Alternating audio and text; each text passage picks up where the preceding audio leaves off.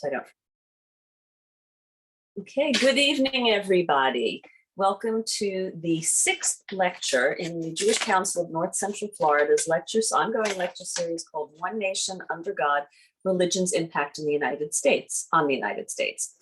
I apologize if you were here last week for the last lecture. I was not there. I was in the middle of moving. Now I'm officially living in Gainesville. I've been here, but now my husband has joined me and we're in our house and everything's great, just a lot of boxes.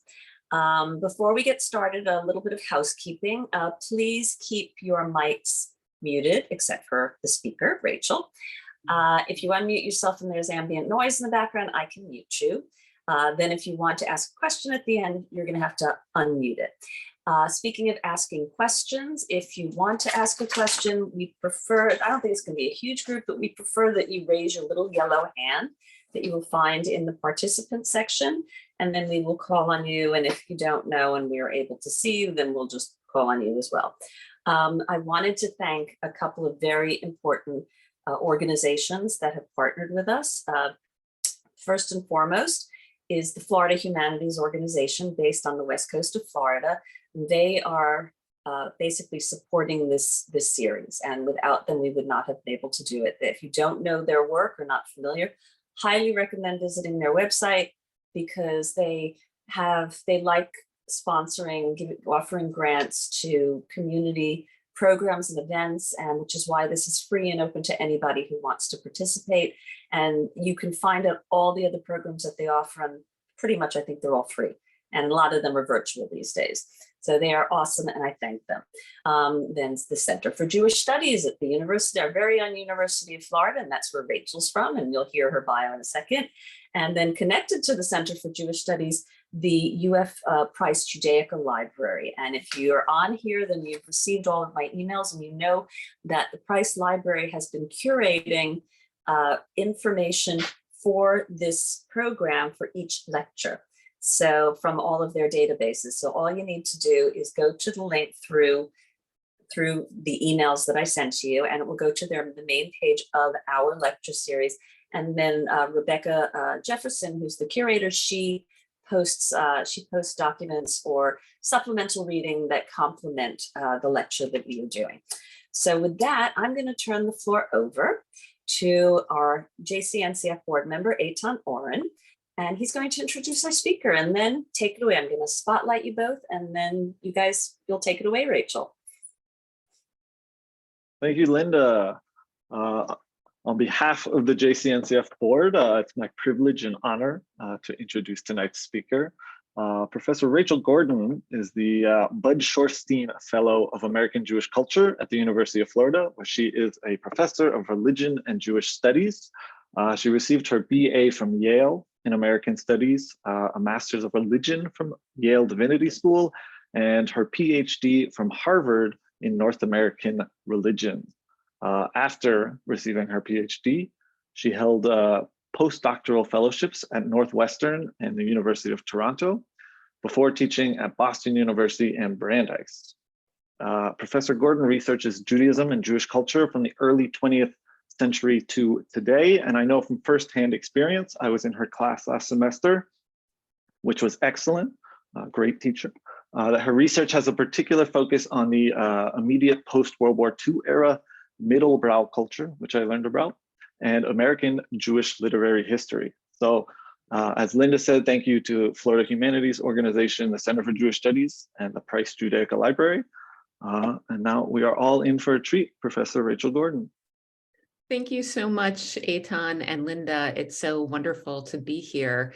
I think when I spoke to Linda originally about this talk, I titled it 1940s Anti-Antisemitism Literature. As I was planning it last week and thinking about the time that we'd have together, I thought I'd probably focus a little more on the 1940s anti-antisemitism behind these novels.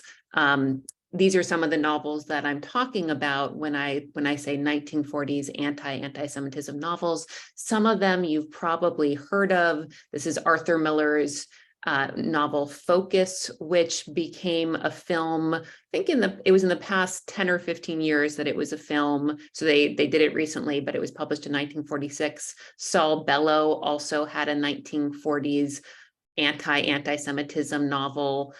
So when I say anti-anti-Semitism novel, it's kind of like the way we use the term anti-racist today. So it's exactly what it sounds like. These were novels exposing and attacking anti-Semitism that were published during the 40s. So you can see a couple of these. Earth and High Heaven by Gwethlyn Graham. It's a great name I haven't heard recently, but Gwethlyn was a Toronto-born non-Jewish woman who had a romantic relationship with a Jew. That was part of what inspired her writing this novel, which is actually set in Montreal. And Wasteland was written by Jo Sinclair. That was the author's pen name. Her real name was Ruth Side. She was from Cleveland and a lesbian, and it's actually considered the first positive portrayal of a lesbian character in that novel, in addition to being this prize-winning anti-anti-Semitism novel from the 40s. So these are just a few of this genre that I talk about, and I actually talk about it more fully in my book, which is going to be published next year. So I'm hoping I'll have a chance to talk with you all more about this genre when that book is out. But for now, kind of wanted to talk about the culture of anti-anti-Semitism that emerges in the 40s that gives rise to these novels. So to set the scene here, in December of 1947, Henry Seidel Canby, the founder and editor of the Saturday Review of Literature and the first editor-in-chief of the Book of the Month Club, reviewed recent novels about American anti-Semitism and racism. The success of this new fiction, he wrote in the Saturday Review, quote, both through critical recognition of their merit and through the less academic standard of the cash register, is a phenomenon worth thinking about. 1940s Americans were buying books that attacked racism and anti-Semitism, Canby noted. With cautious optimism, Canby, like other observers, wrote that these novels, quote, may mean that the conscience of America is awakening. This 1940s crop of novels, which we have some of them here on the screen, which exposed North American anti-Semitism, included Gwethlyn Graham's Earth and High Heaven, Margaret Halsey, Some of My Best Friends, Joseph Lawrence's Let Us Consider One Another, Jo Sinclair's Wasteland, Arthur Miller's Focus, Saul Bellows' The Victim, Laura Z. Hobson's Gentleman's Agreement, and several other books by both male and female authors. Was Canby's observation about the country's awakening conscience true? When it came to anti-Semitism in America, he was on to something. But the shift in attitudes that Canby noted began earlier in the decade, leading to a culture of anti-anti-Semitism that found expression in 1940s middlebrow anti-anti-Semitism fiction. So on to the next slide. After aviator Charles Lindbergh's infamous September 11th, 1941 speech at an America First rally in Des Moines, Iowa, public discourse about the former hero reflected changing attitudes about anti-Semitism. Lindbergh, who was one of the biggest celebrities of the first half of the 20th century, gained a new kind of renown as an isolationist through his vocal support of America First, an influential pressure group that was controversial for its anti-Semitic and pro-fascist views. In his Des Moines speech in September of 1941, Lindbergh blamed three groups, the British, the Jews, and the Roosevelt administration, for pressing this country toward war. And anyone who read or watched the HBO Plot Against America show, which was based on the 2004 Philip Roth novel by that title, watched a fictionalized version of this. That show, I remember, came out during the pandemic. Lindbergh was not the first or the only person to scapegoat Jews for the deepening crisis in Europe. Such accusations circulated in private conversations, behind closed doors, and on the radio through Father Charles Coughlin's anti-Semitic sermons. But Lindbergh's September 11th speech, which was broadcast on radio all over the country, had apparently gone too far. In the wake of his Des Moines speech, Lindbergh was immediately and roundly censured by politicians and newspaper editors around the country for what was called his, quote, race prejudice. President Roosevelt's administration was quick to compare Lindbergh and Hitler, with White House Press Secretary Stephen Early remarking on September 12, 1941, quote, "You have seen the outpourings of Berlin in the last few days. You saw Lindbergh's statement last night. I think there is a striking similarity between the two." Writing to his Treasury Secretary, Henry Morgenthau, Roosevelt confided, quote, "I am absolutely convinced that Lindbergh is a Nazi." And to his former Secretary of State, Henry Stimson, Roosevelt lamented, quote, "What a pity that this youngster has completely abandoned his belief in our form of government and has accepted Nazi methods." Newspaper editorials around the country echoed this condemnation. Quote, "The voice is the voice of Lindbergh, but the words are those of Hitler," opined the San Francisco Chronicle. Lindbergh's broadcast remarks portraying Jews as warmongers and their aftermath were dramatic events that took root in the mind of novelist Laura Z. Hobson. Hobson was spending the summer and fall of 1941, the last few months of a pregnancy that she hid from all but her closest friends, in Noroton, Connecticut. Gentleman's Agreement, Hobson's novel about anti-Semitism in America, would not be published until 1947. But as Hobson listened to Lindbergh's speech on the radio, she found herself filled with, quote, "a necessity to do something, to decide something, and to do it right away," as she later wrote. The fact of her pregnancy and the vision of bringing a child into a bigoted society may have motivated Hobson's deep feelings of concern. Cut off from her usual activist options in New York City, where she normally lived, where she often organized with friends, Hobson was, quote, "alone in a little house in Noroton with no access to the Fight for Freedom Committee or any other group I could appeal to raise money for a public protest or even a few major newspapers," unquote. She turned to writing instead as a sphere of activity in which she could workshop her response to Lindbergh's anti-Semitic speech. The idea of anti-anti-Semitism, if not the phrase, crystallized in the 1940s after receiving impetus from events such as Lindbergh's Des Moines speech and the backlash it provoked.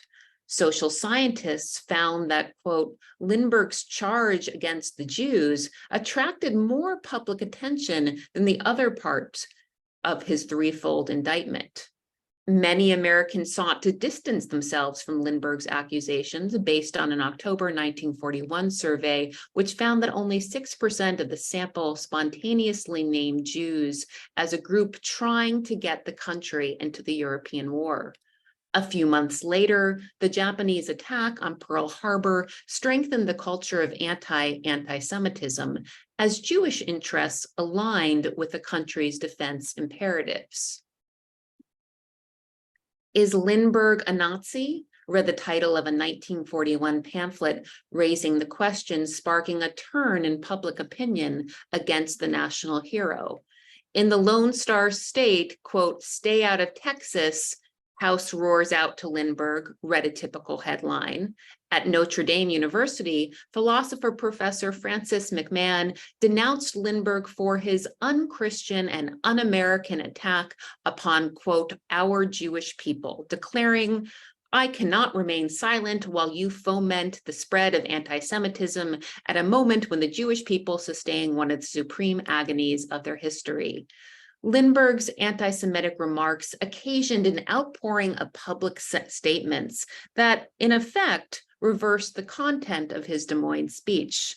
This kind of editorializing about Lindbergh suggested an early, albeit limited, public reckoning with pre-war anti-Semitism in America, Even the America First Committee found it necessary to issue a statement declaring that they, quote, deplore the injection of the race issue into the discussion of war or peace.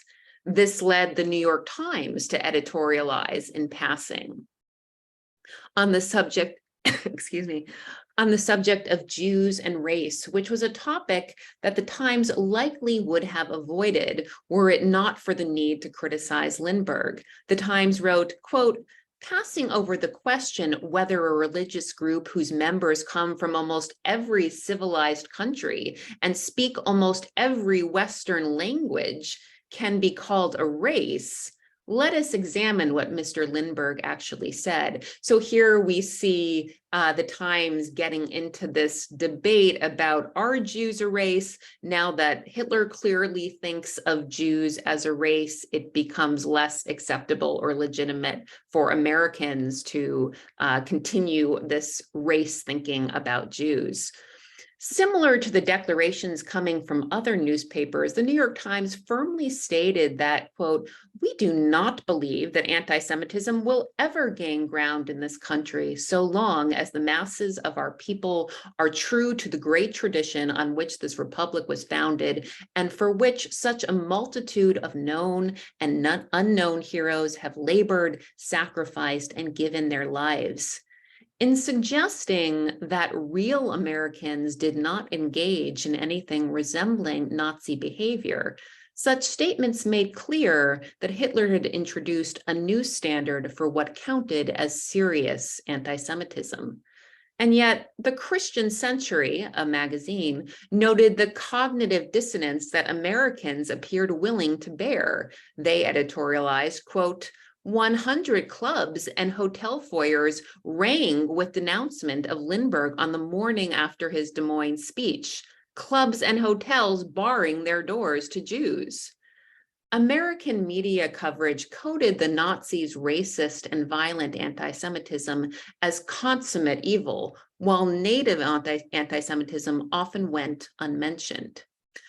But there were also small steps forward. Lindbergh's speech, ironically, led to Jewish pride over the level of American outrage incited, as Jewish newspapers listed the names of, quote, notable American men and women who assailed in no uncertain terms Charles A. Lindbergh's attempt to inject race prejudice into the politics of this country.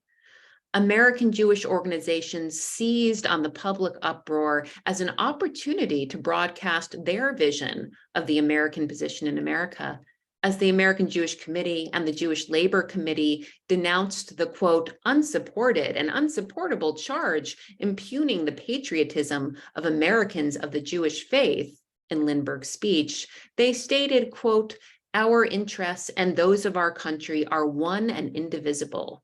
The American Jewish Committee proclaimed that, quote, the overwhelming denunciation with which the charge has been met from coast to coast by the press and by leaders of all faiths places it in the category in which it belongs. It is not a serious argument, but only another example of the now familiar tactics of the Nazis to divide the country by stirring up religious and racial hatreds and setting group against group.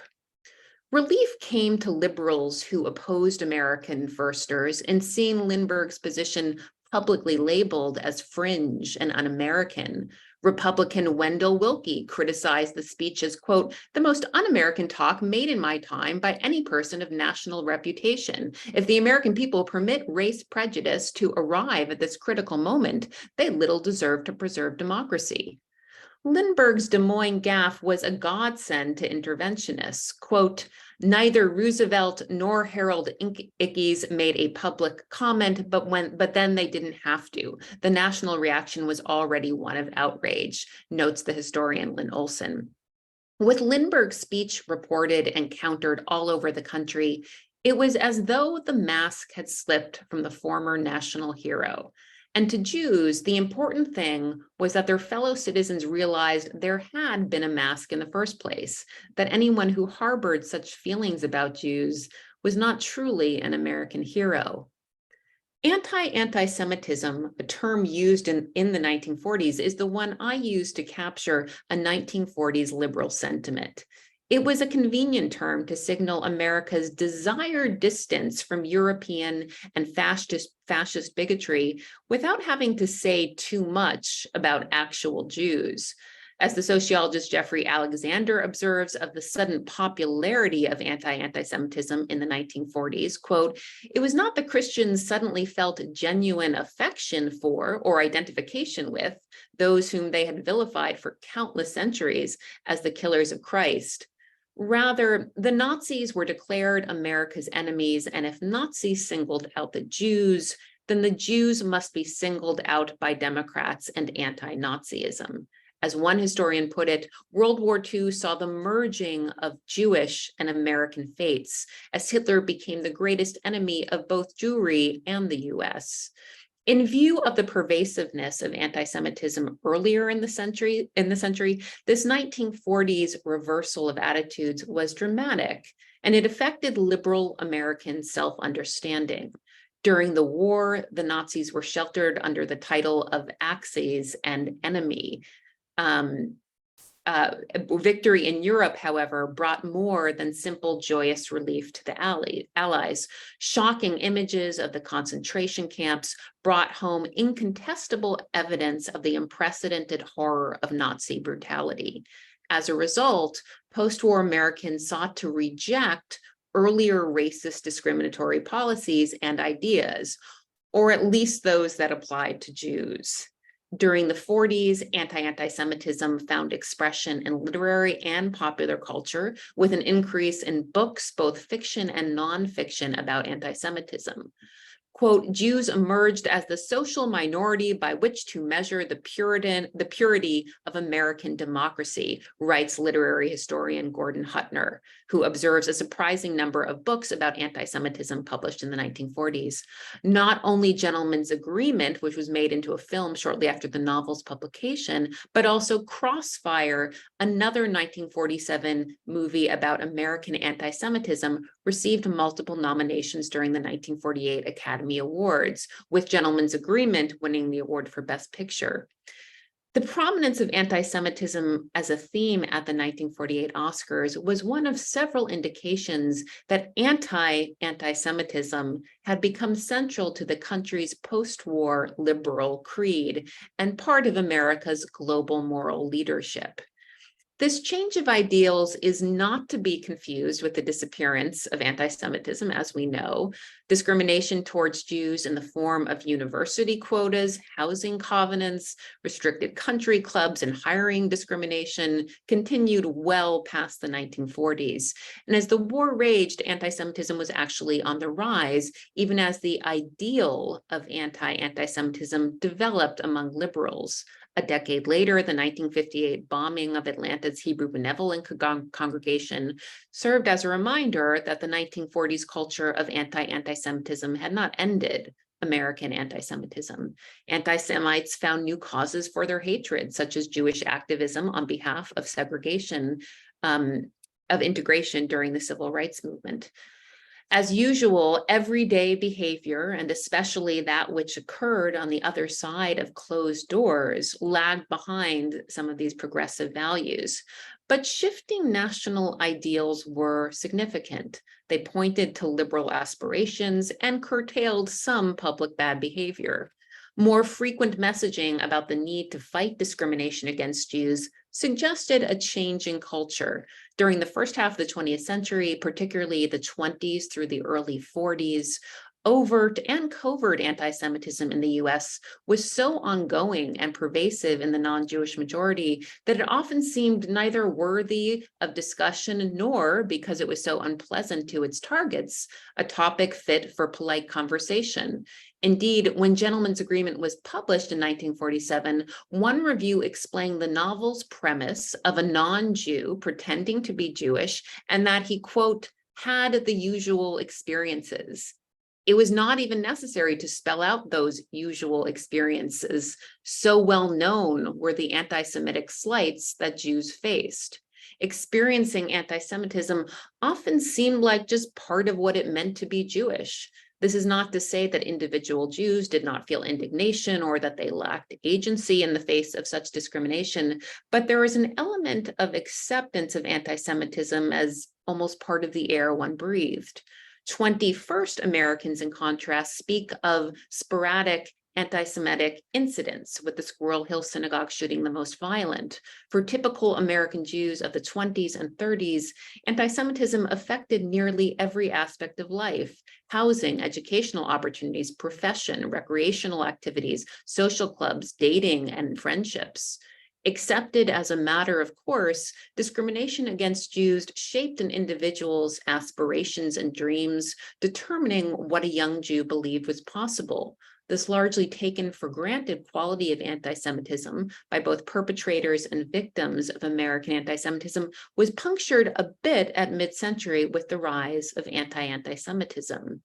The 1940s thus evidenced increased discussion of anti-Semitism in mainstream media and popular culture. One historian notes that, quote, after decades of only episodic public discussion of anti-Jewish quotas in colleges and graduate schools, for instance, magazine and newspaper articles of 1945 to 1947 exposed in detail the practice of excluding Jews.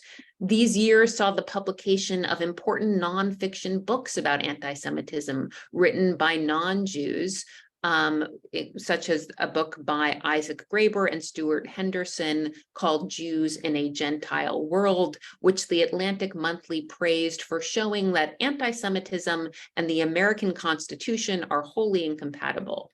The 1943 publication of investigative reporter Arthur Darunian's book, Undercover, I think I have a picture of that here. Darunian went by the pen name John Roy Carlson, followed him as he, quote, became the intimate and trusted friend of leaders in such groups as the Bund, the Christian Front, the Silver Shirts, and America First. It's worth noting that in the same issue of the Atlantic Monthly magazine that reviewed this Undercover book as an enlightening read, a review of an academic study of the Confederate statesman, the Confederate Jewish statesman, Judah P. Benjamin, referred to the subject as, quote, a dumpy little Jew. In the early 1940s, thus, cracks in the anti-Semitic foundation were beginning to show, but the framework was still largely in place as old worldviews and habits of speech endured. Discussion of anti-Semitism continued in the latter half of the 1940s.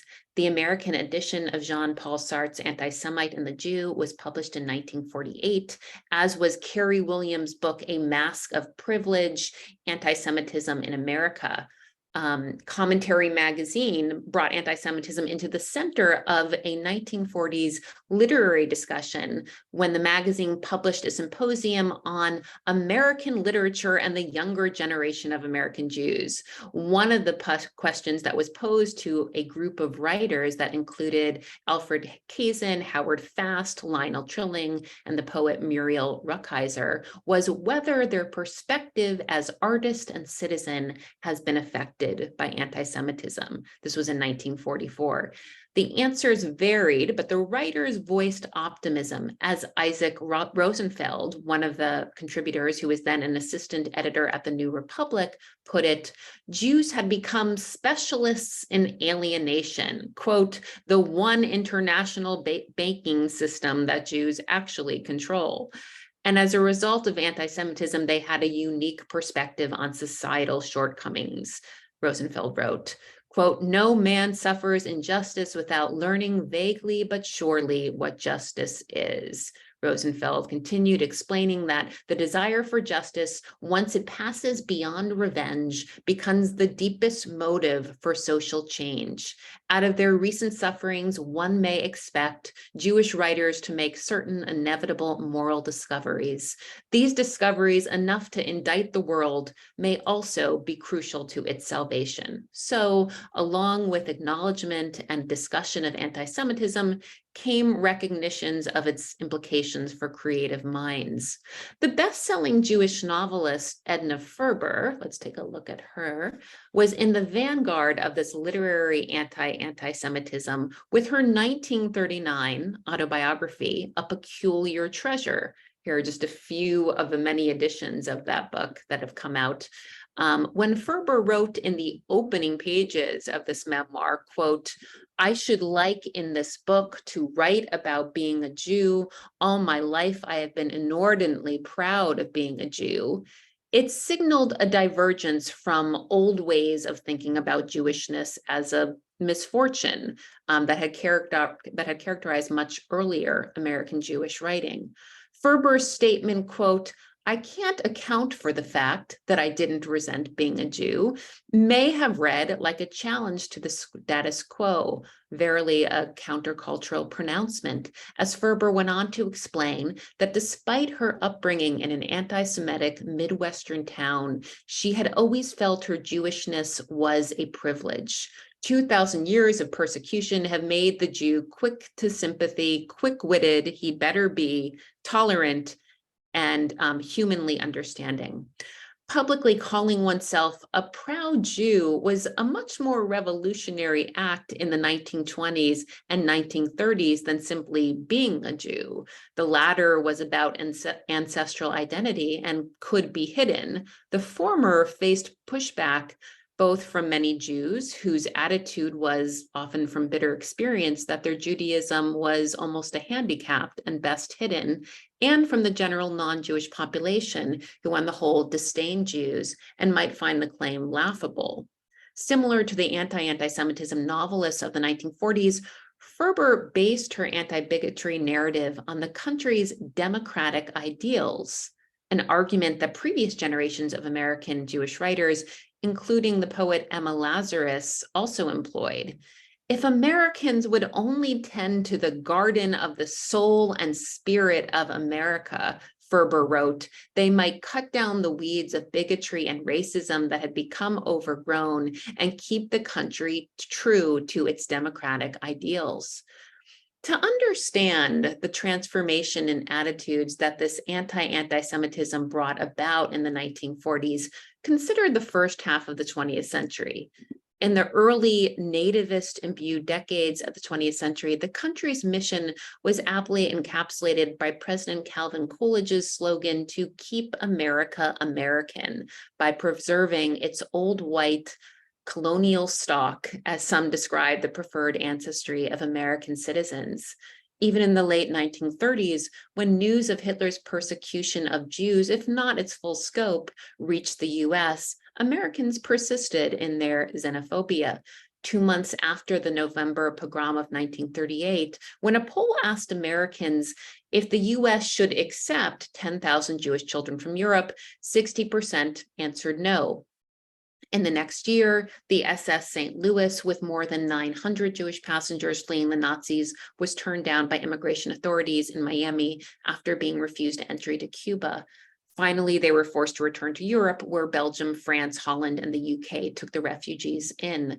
More than 250 of those originally on board the ship would eventually be killed by the Nazis. It did not seem to matter to the vast majority of the nation's elite that the inscription on the Statue of Liberty by Jewish poet Emma Lazarus expressed values contrary to these more restrictive ones. See if I can. Okay. Give me your tired, your poor, your huddled masses yearning to breathe free, the wretched refuse of your teeming shore. Send these, the homeless, tempest-tossed to me.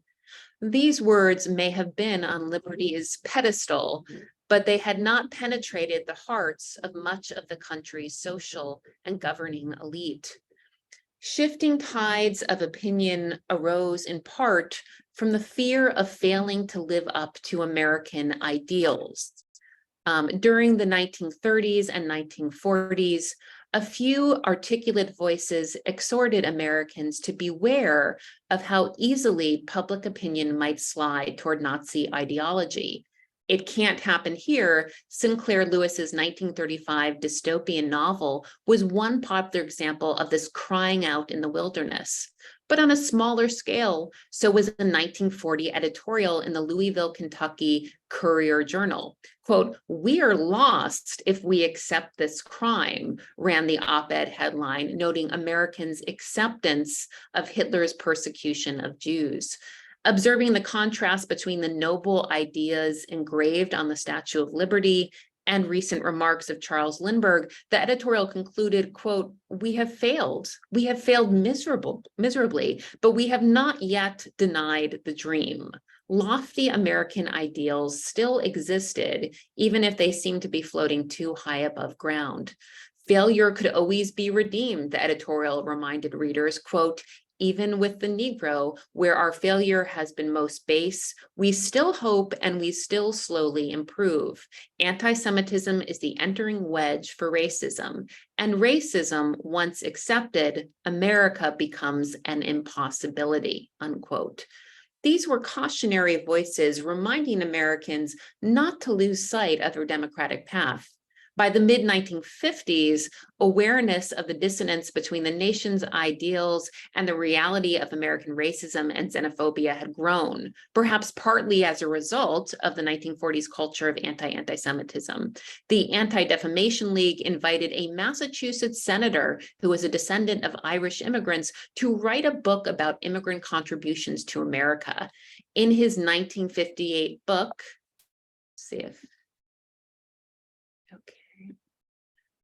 in his 1958 book, A Nation of Immigrants, Senator John F. Kennedy suggested a few lines might be added to the Statue of Liberty's pedestal for greater accuracy. Quote, "As long as they come from Northern Europe, are not too tired or too poor or slightly ill, never stole a loaf of bread, never joined any questionable organization, and can document their activities for the past 2 years."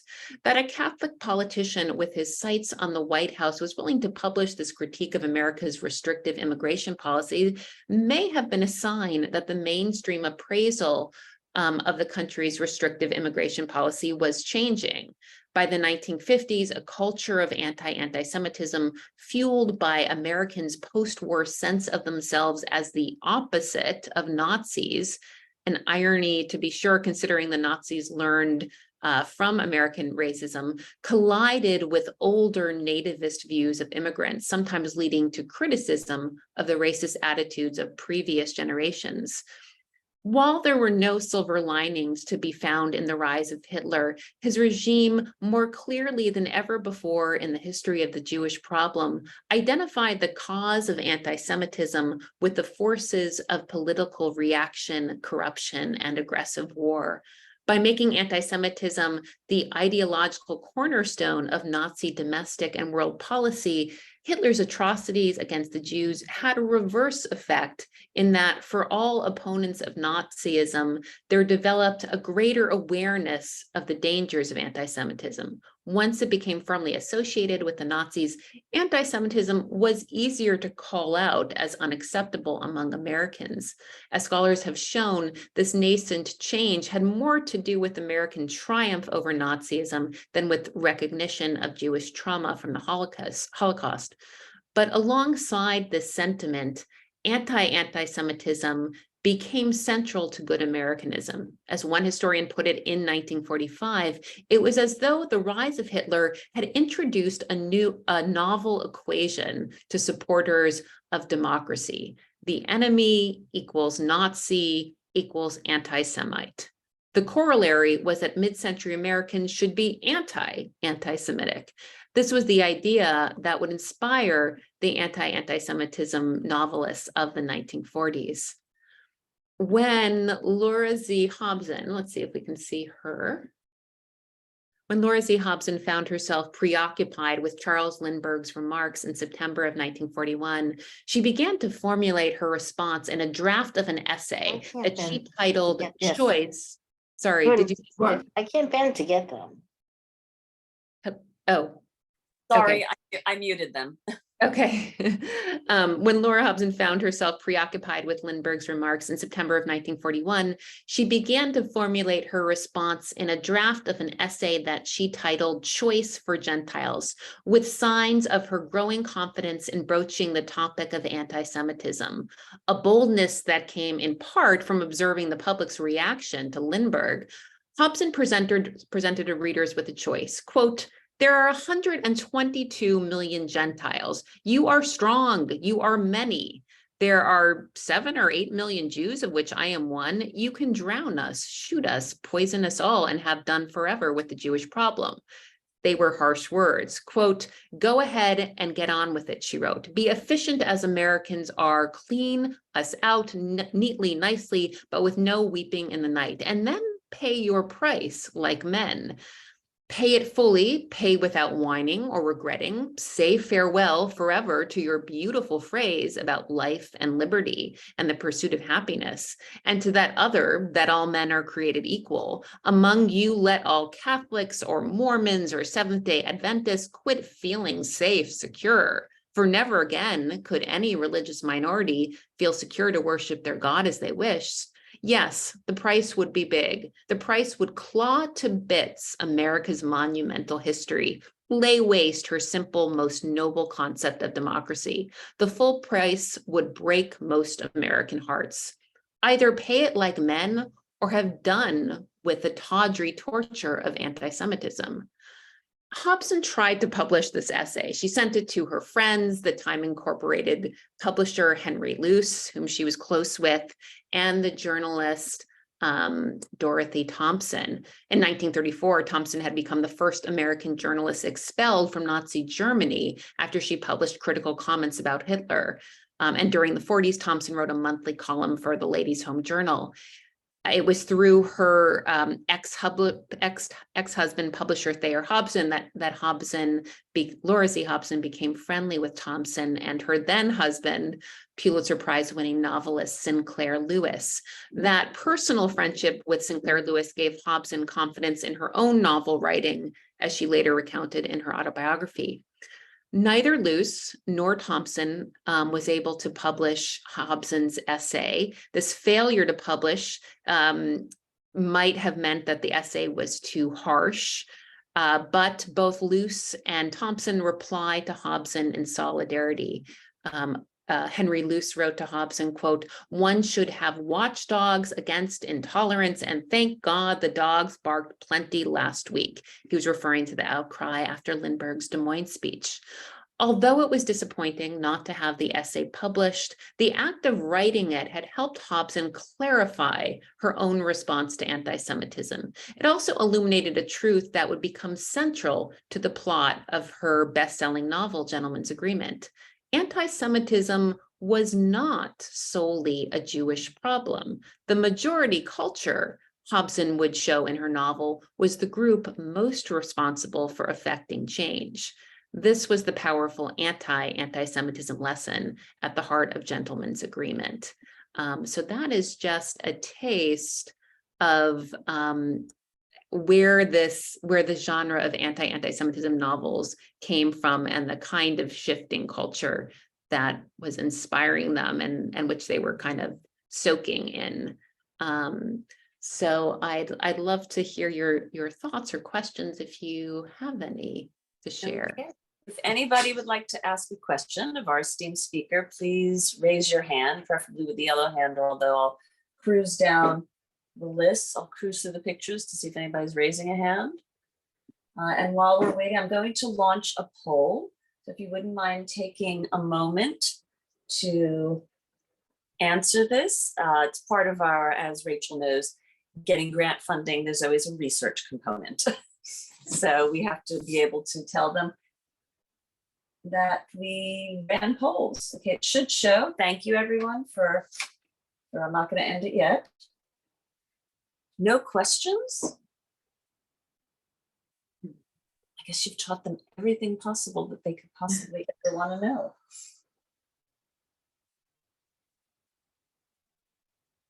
Nobody has any question. Let me just do a rundown of here. You're a quiet group tonight.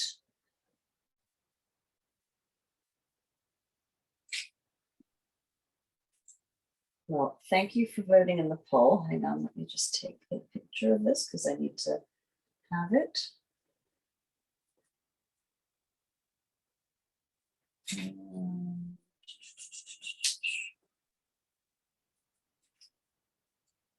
Well, if nobody has any questions, then we will let our esteemed speaker go. I was concerned that I might get disconnected because there's lightning and thunder overhead, but Yes, I'm hearing that too. an alert. Can I just say awesome lecture. Thank you very, very much. Oh, I learned thank an awful lot as a native born American who didn't get to go through all of this presumably in school at some point. That's great to hear. Thank you. No, Yes, thank you. that is a pet next to him on the pillow. That's our bearded dragon. I saw somebody had unmuted. Did anybody else have something to say? Joan, I thought I saw you unmute. If not, then Charles's words will carry us all through. Thank you. That's true. You taught Americans and non-Americans, although Charles is an American. So thank you, everybody. Please don't miss the next lecture, which is going to be on Wednesday, May 10th. It's going to be a little bit about the history of Jewish life in the South. And it's going to be taught by someone that I worked with a lot when I was in South Florida, a woman named Sylvia Gorinsky, who is basically a Floridian historian. But she also does a lot of stuff about Jewish topics and related to the southern part of the United States. So don't miss that. Same login link, so you just have to re-register probably, and we will see you on May 10th. I thank everybody, and thank you again, wonderful Florida Humanities Center for Jewish Studies and the Price Library at UF. Thank you all. And this will be posted on YouTube, hopefully tomorrow or the next day, so that if you missed anything or you want to share it with people, you can go to the YouTube channel and watch it back. Good night, everybody. Stay safe if you're in Northern Florida amidst the storms. Take care.